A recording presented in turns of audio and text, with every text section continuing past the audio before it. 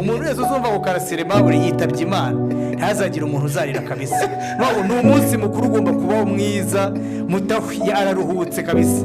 Ko nta kindi kintu niyo wambwira ngo tukwice ariko ntabizi nkahita mpfa, cyangwa tuguha amamiliyoni, ariya amamiliyoni mbazi ko azashira arashira, cyangwa ukayafata urwaye amakanseri ugasanga ntakina kumariye. Ariko urupfu nicyo kintu cyiza kibaho kuri gihe, nicyo kintu uvuga ati Imana nicyo kiremwa Imana yakoze cyiza cyonyine.